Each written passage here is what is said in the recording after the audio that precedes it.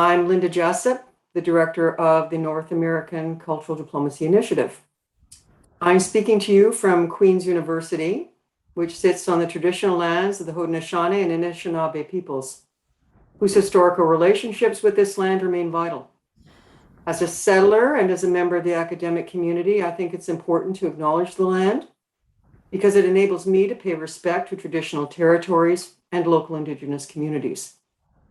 And it provides me with an opportunity to reassert my commitment to the struggle against the systems of oppression that have dispossessed Indigenous peoples of their lands and denied their rights to self-determination. The Queen's community has made a commitment to building an environment of respect and reconciliation and attending to the Truth and Reconciliation calls to actions in ways that move beyond words to effect concrete change. And I share in that commitment. So, welcome. I've been asked to welcome you today to the International Cultural Relations Research Alliance Conference, ICRA 2021, Cooperation in a Fragmented World. This conference is the annual conference of a network calling itself the International Cultural Relations Research Alliance. This network, set up in 2019, brings together international and scholarly institutions on the initiative of IFA, in close collaboration with the British Council. ICRA sees itself as a bridge builder between practical cultural work, scholarly reflection, policy advice, and the media. The goals of the network are the transfer of research-based knowledge in politics and society, and the promotion of international knowledge exchange and cooperation in cultural relations. This year's topic, Cooperation in a Fragmented World, International Cultural Relations at the Crossroads of Climate, Health, and Political Crisis, focuses on the multiple crises global populations are experiencing right now. ICRA is looking at the intersections between what it sees as these different global challenges, including the pandemic, climate change, and decoloniality, and asking how cultural relations can respond to help provide solutions. The Alliance is inviting perspectives from around the world and asking, what does good cultural relations look like under the current global circumstances? The organizers thank ICRA members on the organizing team, as well as IFA and the British Council, for their outstanding contribution to this program. So I know we're all looking forward to the discussion over the next few days, but before we begin, let me remind everyone that with registration, everyone has already declared their consent to the recording for publication and press or advertising purposes of the event. Nonetheless, everyone should feel free to engage in discussion openly. Only the keynote lectures will be published in full length on the program site and in the IFA YouTube channel. The discussions and discussion forums will also be recorded, however, not for the sake of publication in full length. The organizers are planning to use only extracts and particular sequences from the discussion forums in order to produce a short highlights film.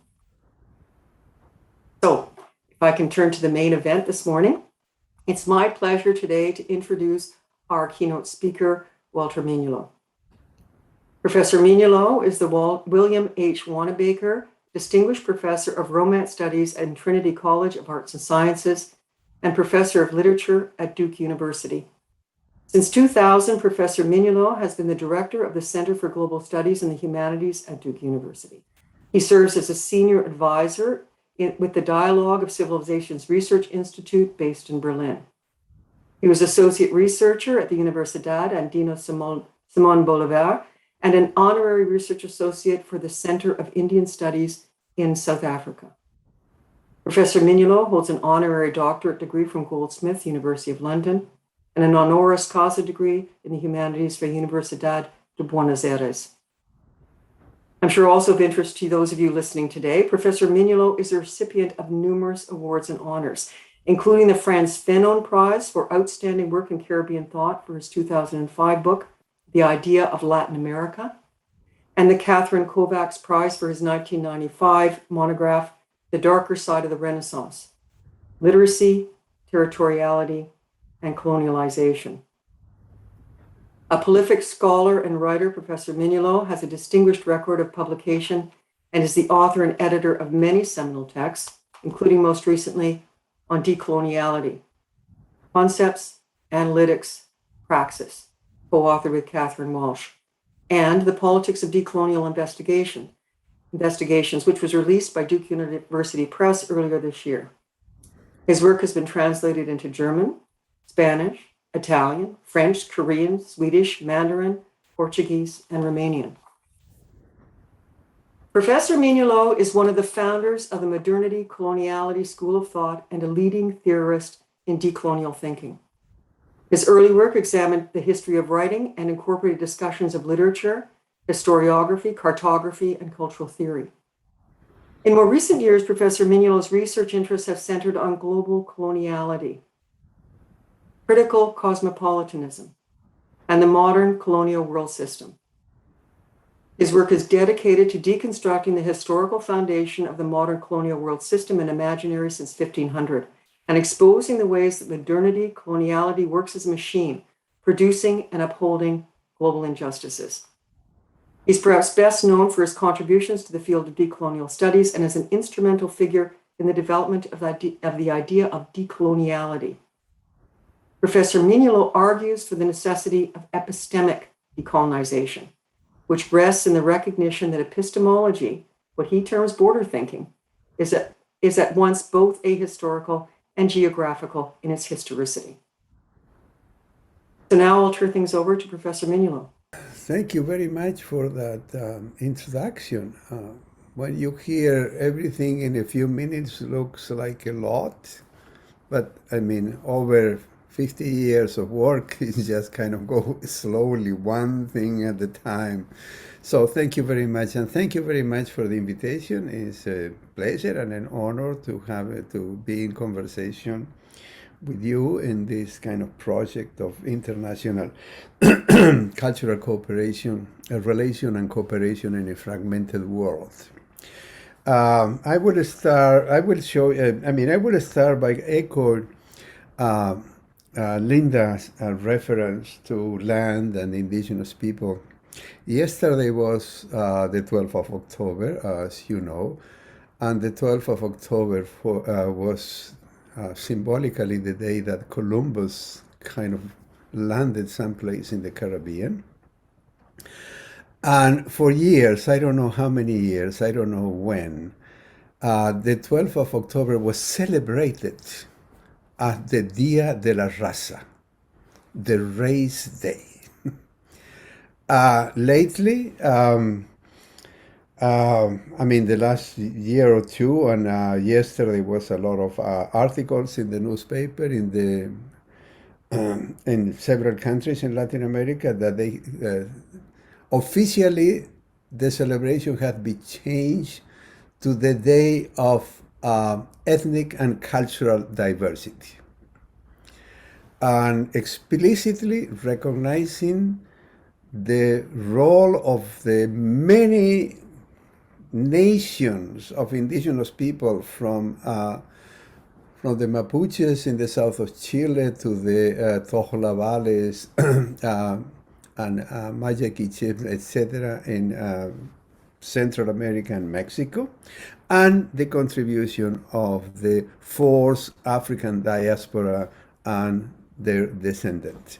So we are here into something interesting and important is happening that I began to reflect that we in the planet today are no longer in an epoch of changes where you can arrange prefixing any change with a post that is over. The post for me doesn't make any sense anymore. It didn't for a long time, but now more and more. We are inhabiting, living, dwelling in a change of epoch. So my reflection today is part of this belief, that kind of sensing of a change of epoch. And so in a change of epoch, we have to kind of question everything that we have been taking for granted, like cultural international relations, like cooperation. And of course, we live in a fragmented world. I mean, of course, we sense it. So I will address this question in 4 points that I will kind of. I made a PowerPoint to help you to work through those points. So you see it, right? Okay. So here is the menu. In the first point, I will kind of query the question of international and interstate relation and cooperation. There are two different things, but interstate relation is generally referred to international. And that, I think, is the confusion between one nation correspond to one state. But what we have been just saying, that is no longer tenable. There are many nations in one state, especially outside of Europe. And so, and there is one nation that is identified with the state. So that we have to question that take it for granted. That a nation state is something that is there, and there is no question about it. So I will distinguish also between cultural, on the one hand, the international cultural, and political, economic, and military that are interstate relation. But it's very important, I won't talk much about interstate relation, but it's very important that international relations are always international related to interstate relation and intra-state organization. And I will talk about where we make a distinction between the civil and political society. That is the first point.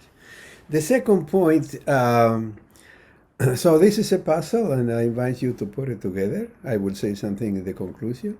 What are the roots of the fragmented world order?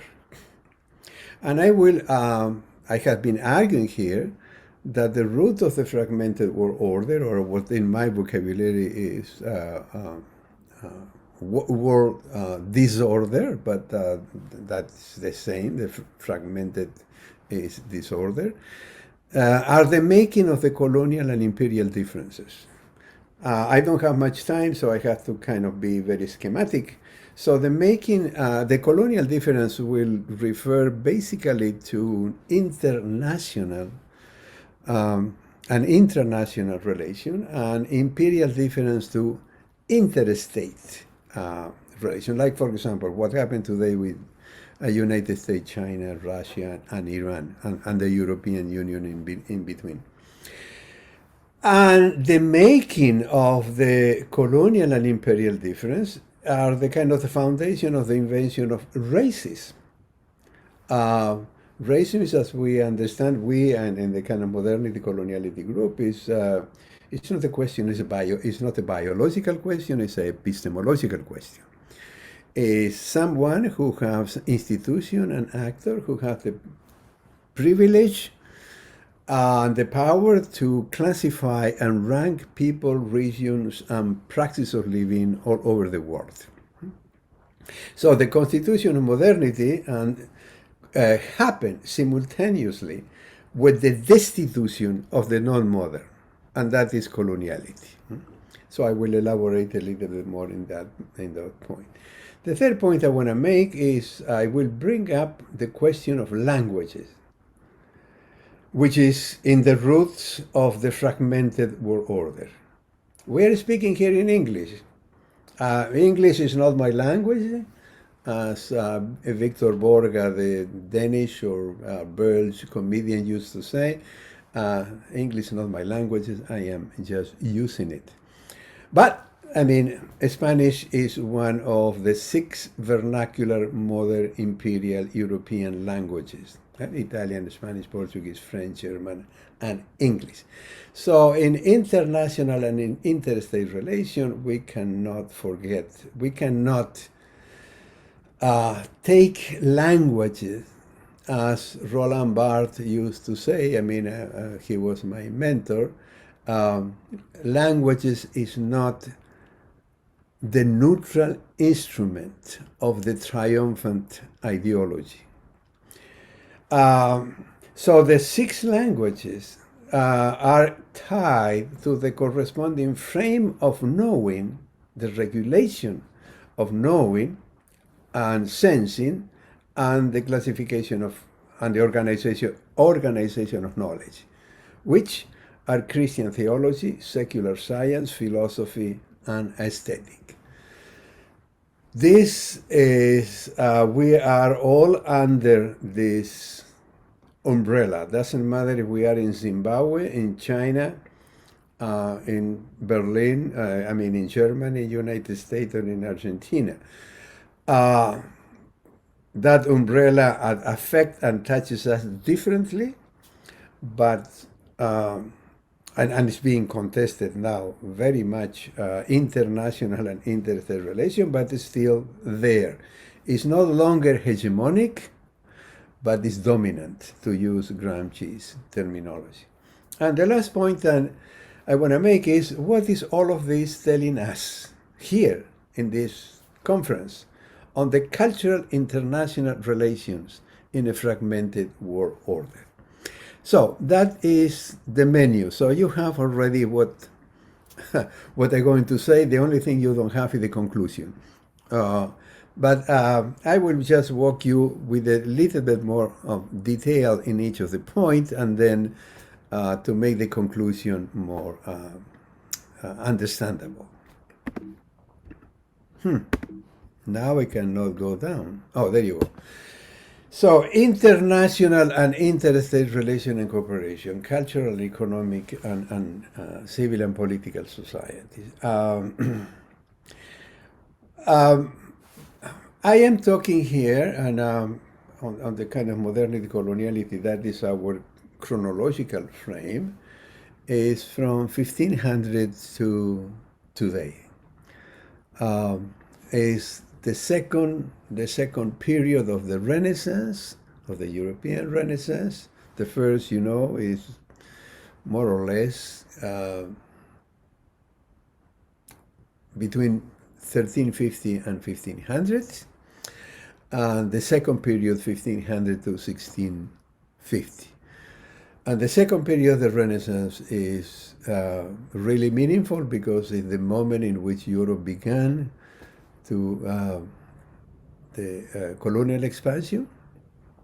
And the colonial expansion, as we know now, but we were not paying too much attention a few decades ago, was not just by violence, physical violence, economic interest, and political control and military control, but was, above all, a control of knowledge and sensibility. Fanon saw it very clearly in this 60s when he wrote the Riches of the Earth. That he said colonialism, we now say coloniality, is not just happy or satisfied with kind of controlling physically the colonized, by a perverse device, said Fanon, get into the soul of the colonized and destroy and appropriate their memory. So knowledge is becoming, knowledge control, who control knowledge, control sensing, control sensibility, control subjectivity. So the cultural relation, I understand it at this level. Of course, the political, the economic, and military are also cultural. I mean, in the sense that culture is everything made by human being. But for this purpose, and to go quickly, we will distinguish the political and the economic, military dimension of interstate relation in a fragmented world also, and the cultural relation that will be the international. We are part of the international, and of course, your project is cultural international relations. So to understand this level of international and cultural, I make the distinction between civil and political societies. The civil society is what we know is the liberal, the liberal distinction between a state market and civil society. And the civil society is civilized. The civil society, of course, is civil because it's integrated to the state and the market. But of course, the constitution of the civil society means the destitution of a lot of people who do not belong, and that is already a sign of fragmentation, and you know it very well in Europe. The past few decades with the question of immigration and refugees, you have there the limit, the splendors and miseries of the state that constitutes the nations. The state that constitutes the nation cares for the national, doesn't care for human being. And let's just say human being, because doesn't care either for living, for life in the planet, what is called nature, and is the question of climate change at this moment. So the civil society is that buffer zone that the state needs to constitute itself as a nation state, and at the same time destitute and justify legally the destitution. And the political society emerged from that fragmentation.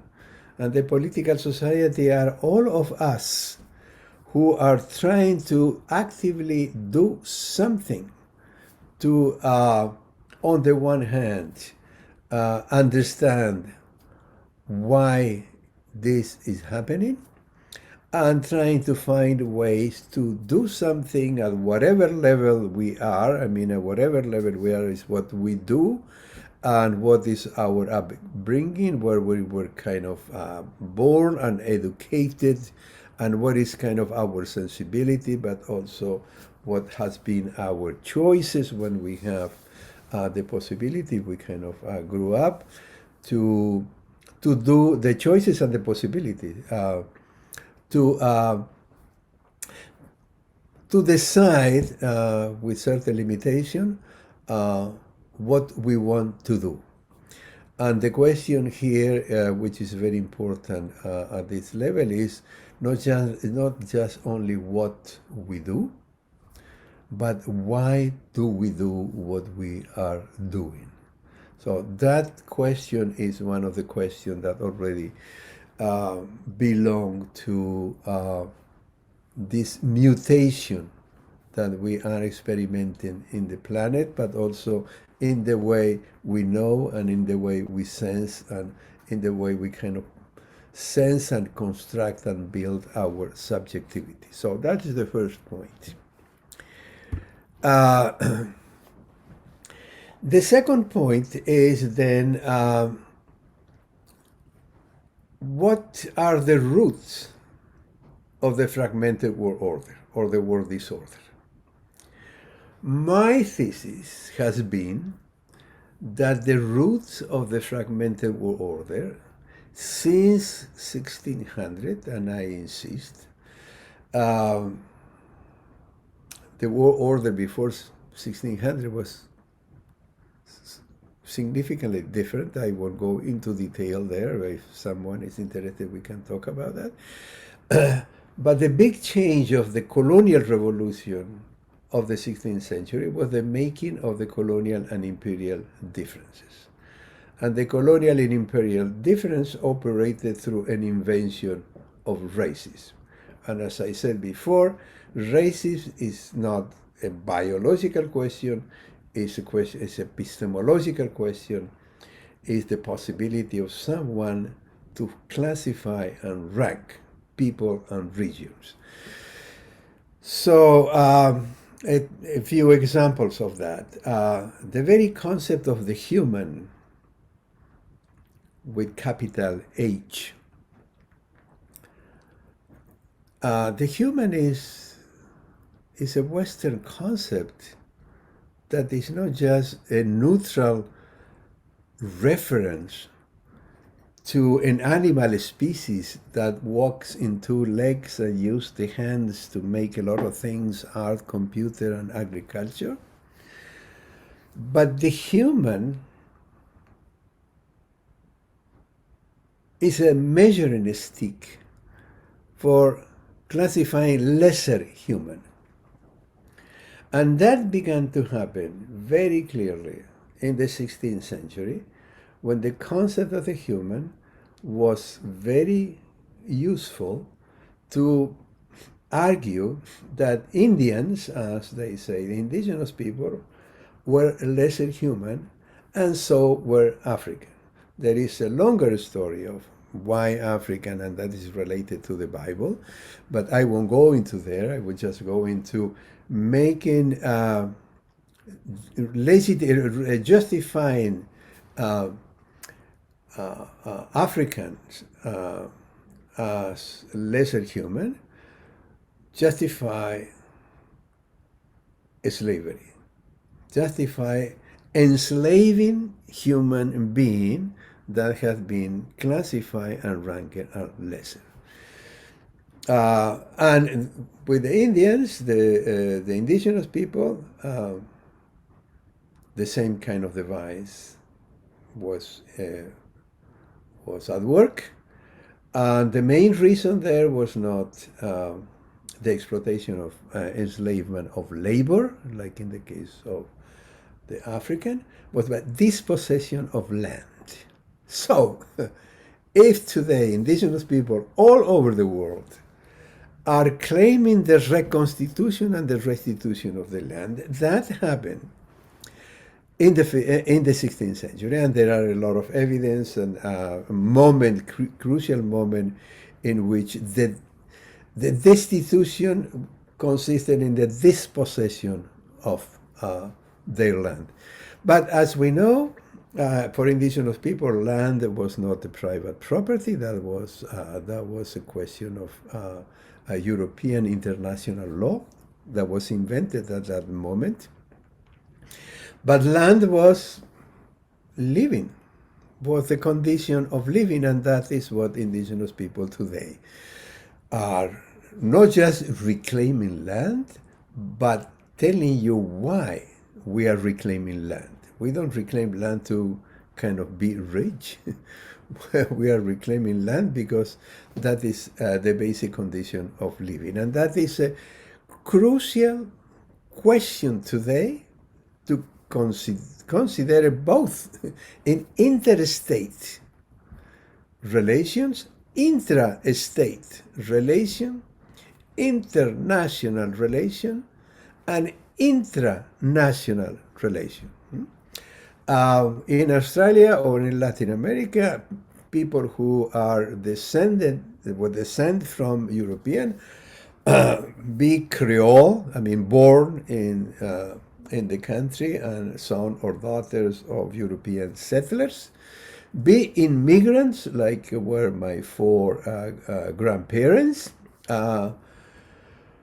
We outside of Europe lived in the land that had been dispossessed by the indigenous people. So we have in each state the question of intranational relation, because in Latin America, the African diaspora, they are national, and indigenous, they are national, but they are not recognized as the state as part of the nation. That is changing, but that is the kind of the foundation. So the question is that racism is not it's the color of your skin, the shape of your nose, the color of your hair, the shape of your hair. Those are superficial markers at the surface. Uh, the main reason is the main reason of the racism is the ranking of people and region and the practice of living, and of course languages. I will talk more about that, but that is related to the roots of the fragmented world. Knowledge is controlled by those six European vernacular languages that are grounded in Greek and Latin. The major, more spoken languages in the world today, like Arabic and Mandarin and Urdu and Bengali, they are not grounded in Greek and Latin. Neither their cosmogony or their cosmology, as you. So those are very important questions. So the constitution of modernity, with all these kind of aspects, this kind of what we call the rhetoric of modernity, the narrative that convinces people that that is the kind of the evolution, the progress of the world, is simultaneous with the destitution of the non-modern. The constitution of modernity is simultaneous with the destitution of the non-modern, which is coloniality. So that's what we say. One of the basic premises of the modernity coloniality group is there is no modernity without coloniality. Coloniality is constitutive of modernity, not derivative. That first comes modernity and then comes coloniality. And that is for us very crucial for international, interstate, international and interstate relations. So now I move to the question of language. I already said it, but I would like to kind of explore a little bit more the statements I am making here. The inaugural moment of the colonial revolution, the invention of modernity, which, I mean, yes, was the Renaissance, but the Renaissance, what the Renaissance meant, of course, many things. One of the things that the Renaissance meant, and is important in this argument, is the colonization of time. The colonization of time means that the men, because we're basically men of the Renaissance, invented the Middle Age and Antiquity. There's no such a thing like this. I mean, that's kind of, that then become like we believe that there was a Middle Age and there was a kind of Antiquity, that was kind of Greece. But that was not ontic reality, that was ontological, that was created by the narrative of the Renaissance. What does it mean?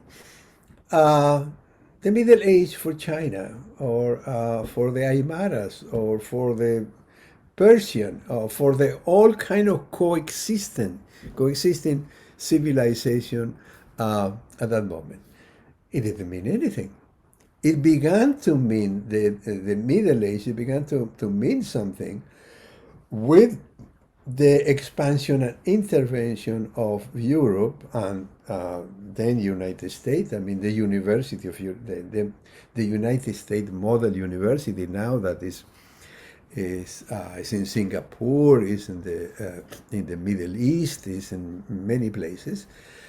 So it's through that institutional intervention and the actors that regulate and govern those institutions that this kind of periodization makes sense. But that periodization is not ontic in the planet or the human species. That periodization is a Renaissance invention. So that the colonization of time was already happening in Europe between 1350 and 1500. What the Cultural Revolution brought, then the breaking news of the Cultural Revolution, was the colonization of space. The non-European space began to not just being appropriated politically and economically, was appropriated epistemologically. And that, I think, is also important for interstate international relations. So what is America? Didn't exist. Columbus didn't discover America, because how could have he discovered something that didn't exist? What existed was Tawantinsuyo, was Turtle Island, was Anahuac, was Mapu, etc., etc., etc. The consisted were kind of the territoriality, Abya Yala, that now is becoming the symbolic name for the indigenous people instead of Latin America.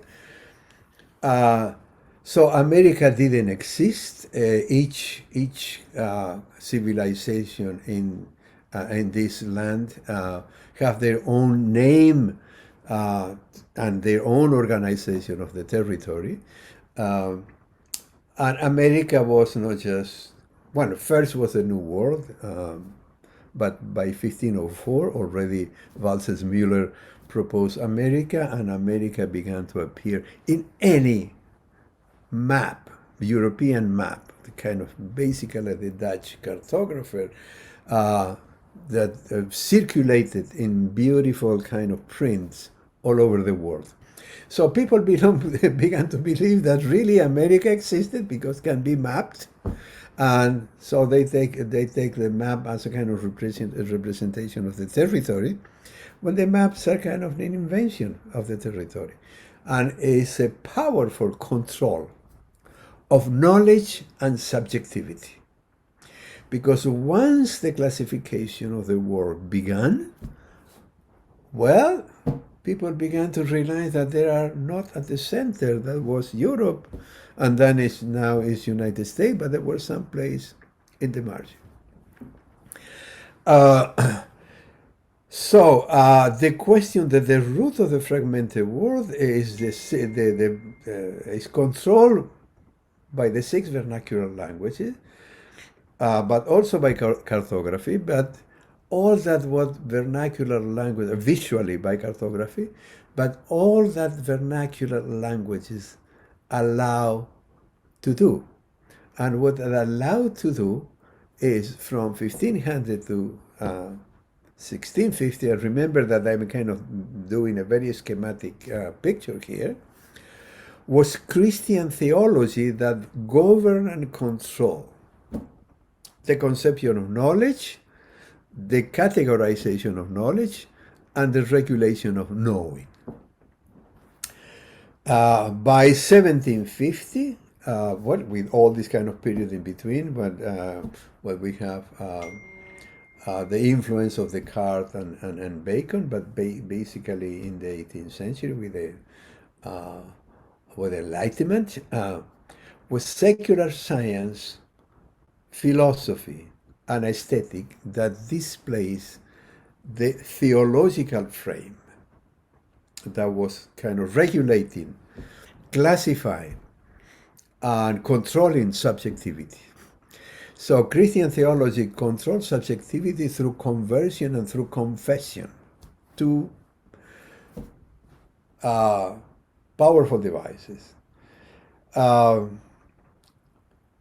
And secular science and philosophy and aesthetic belongs already to the moment of emerging of the idea of the nation state.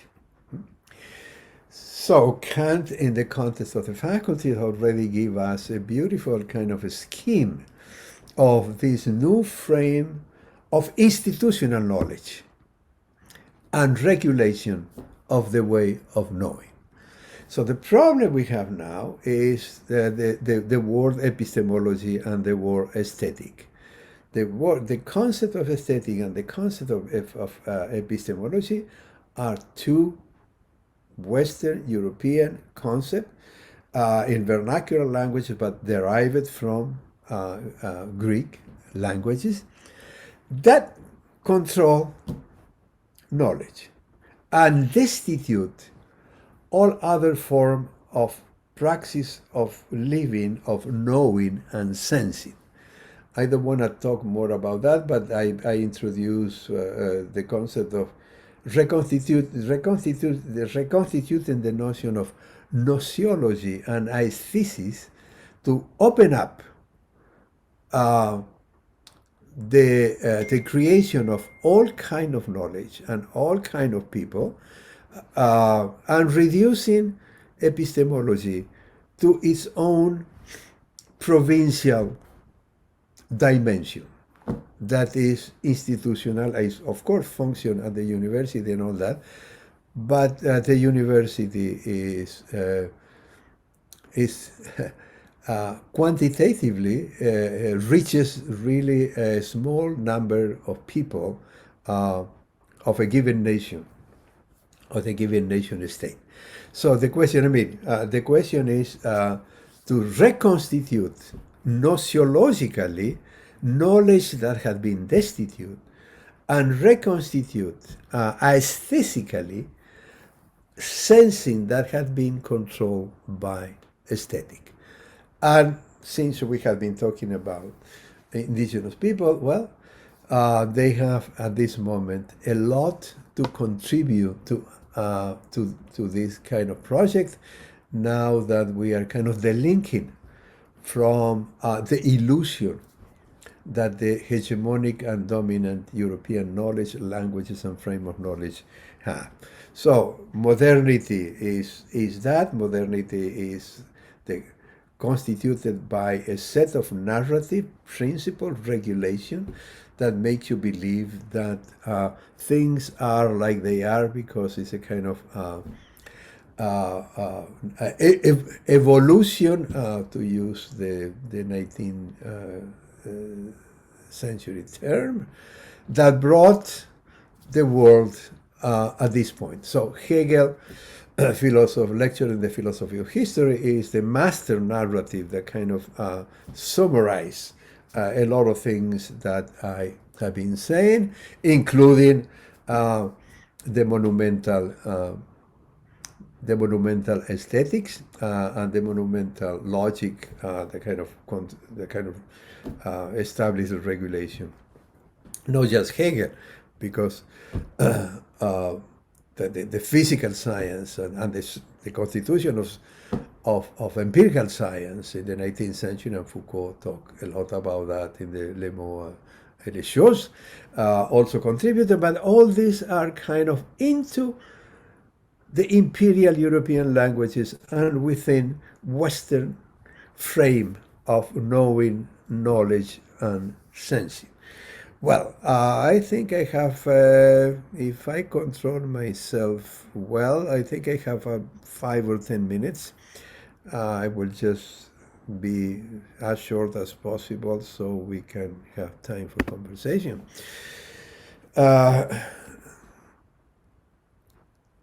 Okay, no, we have, okay. So, of these 3 points, what is, and of course there is more to say when we talk about international cultural relation, but I selected these 3 points to kind of interrogate the taken for granted meaning of international, of cultural, of relation and cooperation.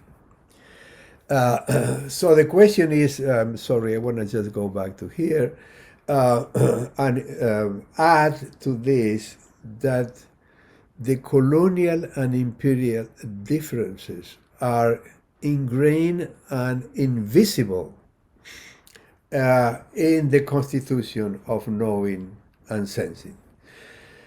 So I give you two examples. One of them is if you consider in the interstate relations, the question today between United States and Europe and China, well, Europe is kind of we don't know which way it will go, but the United States is very clear where they want to go. It's not just a question political and economic and military, it's a question of languages. The media of United States and English, the language of United States, reach all the educated people in the planet. Mandarin doesn't. So in that sense, the English continue to destitute Mandarin, not just the currency, the yen, but the question of language. So for Chinese, in order to kind of participate in the kind of the interstate conversation, they have to write in English. So Global Times, for example, is where you can read what the Chinese have to say about what United States is saying about them. So the question of languages is fundamental in international, but also in interstate relation. An interstate relation is where the imperial difference operates. Of course, the imperial difference is based on the colonial difference, because the colonial difference is what kind of invented races. And we cannot overlook today that beyond the conflict and tension and power differential between Mandarin and Chinese, well, Chinese and East people are the yellow people. And in the Linnaeus classification, and then taken up by Kant, between the color of the four races and the belonging of the four races to each continent, or as Kant will say, Negroes, that was the word, Negroes are in Africa, yellow in Asia, red in America, I mean red as a kind of the red skin, the indigenous, and white in Europe. So that legacy of the constitution and of racism and the classification of modernity is today in the unconscious of everybody. So the question of languages and the question of the frame of knowledge and the classification of people or races are embedded in whatever international and interstate relation we are engaging in today. And more important for me is what we like to do in this area, international cultural relation, in the future. So now, what all of this is telling us for the cultural international relation in a fragmented world. Sorry for the typo. Well, we can do two things, but I mean, we can do many, but I just mentioned two. One is, well, we can say three.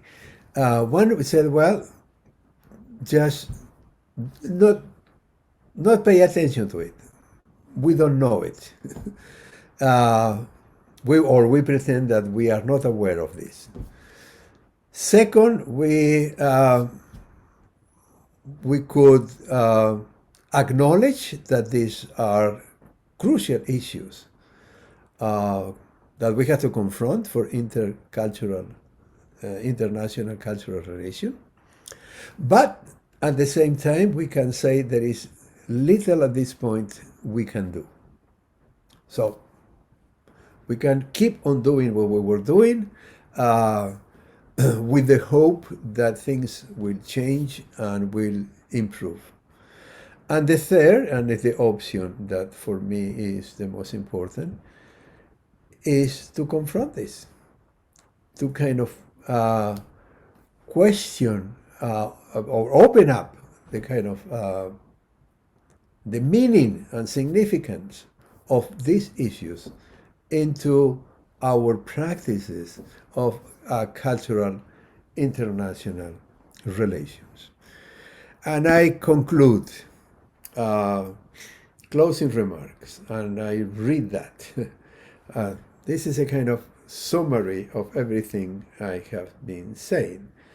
The colonial and imperial difference, and therefore the power differentials that fragment the modern colonial world order since the 16th century, are both on the sphere of interstate and international relation and cooperations, impinges on domestic and the domestic sphere of international. So that is the problem we have in the United States with the immigration, the problem you have in Europe with immigration. Those are intranational. Each state have this kind of question that is related to the colonial and imperial difference. They are kind of they are kind of entangled because United States or France or Germany as a state has to kind of deal with Russia and China and Iran. But this kind of interstate relation impinges, affect the intranational, how the European, how the German, how the French, how the United States people lives. No? All of that impinges in the domestic sphere of the intranational, the international, the intrastate, the domestic affairs. No? So the colonial and imperial differences are unavoidable hindrance for international and intranational cultural relations and cooperation. And I leave just pending cooperation or an coalition. Decolonially, we talk about coalition, but that is another issue that I have to go into why we are talking about coalition, but I just want to put that word into the conversation. So, thank you very much. I think more or less I spoke for 45 minutes. I think it's time for me to step in again and speak for a few minutes while everyone gathers their thoughts and puts together their questions before we turn to the audience and take your questions. Thank you, Walter, for that talk. Your insights and your work, broadly conceived, are foundational, I think, for those of us working in the field of international cultural relations and whether scholarship or in the field, and looking at what we see as today's global challenges and how would cultural relations work come in and help provide solutions to that. So just to sort of recap and maybe turn some things for thought. I mean, you've underscored the Eurocentrism, the location in the modern colonial imaginary of two key terms in considering international cultural relations and the idea of cooperation in a fragmented world. The first is the international. In international cultural relations, which you point out consists of interstate relations, as distinct from the public sphere enclosed within the state. Perhaps the global public sphere enclosed within the interstate system. In any case, the public sphere within the state, which may actually be in conflict with the state. That is, the interstate and the international are not the same. In addition to the international, you also asked us to consider the cultural in international cultural relations. At base, you're asking us to understand how both the idea of the international and of the cultural spring from the modern colonial world system and imaginary, and are underpinned by a long history and legacy of imperial and colonial differences that mitigate against this cooperation. They work to reproduce the inequities informing the nature of the relations in international cultural relations, characterized today as fragmented. Now, as Walter points out, in the practice of international cultural relations, fragmentation and conflict are described not as based in power differences arising from imperialism and colonialism, but as a result instead of cultural differences. So this recasting of power difference as cultural difference reproduces what I would call the myth of culture's neutrality. In effect, the move serves to deny the power differentials informing global relations and conflict. Indigenous scholar Eve Tuck and Wayne Yang would call this a move to innocence. Sami scholar Rona Cook-Cannon would call this sanctioned epistemic ignorance. Métis scholar Zoe Todd would call this colonialism, this masking of colonial and imperial power differentials by describing them simply as cultural difference. To put it another way, to claim as cultural difference, colonial imperial differences and their entanglements and power differentials is a way to deny those power differentials and the modern colonial world system and imaginary that gave rise to them and that reproduces them. It's a strategy that works to enable those in the center of empire and settlers alike to abdicate responsibility, to alleviate feelings of guilt, to avoid addressing privilege and the unequal power relationships that sustain it. So I wanted to pick one example of the implications of Walter's insights for those of us working in national cultural relations institutions, as well as those of us working in the cultural more broadly, whether in the academy, in the field. And in essence, what I'm doing is putting back together what Walter pulled apart for us at the beginning as he started to, do his deep dive into the thinking around this. And what I would say is the implication is this move to innocence of converting colonial and imperial power differentials into cultural difference. It's a move to innocence that might easily be identified in the ground in what's commonly referred to as the arm's length principle. The arm's length principle to which national cultural institutions and cultural workers see themselves adhering.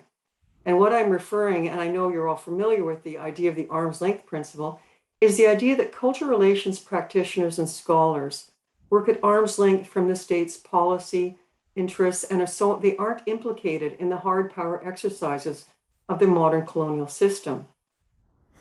So to call this out as a move to innocence might be one step in the direction that Walter is suggesting. To call this out as a move to innocence might begin to affect the loss of innocence required by national cultural relations institutions and practitioners in the field of culture more broadly, of artists, curators, art organizations, and the like, whose work at arm's length from the everyday business of government, its economic and foreign policy interests, necessarily involves survival of the body to which that arm is attached. That's just one thought on perhaps the implications that might come into play here and in our conversation. But as I say, Walter, you've raised so much for us to consider. So perhaps now that I've given people time to gather their thoughts, we could turn to the audience and the questions that come from them. So thank you, Let me Linda, just- for that recap.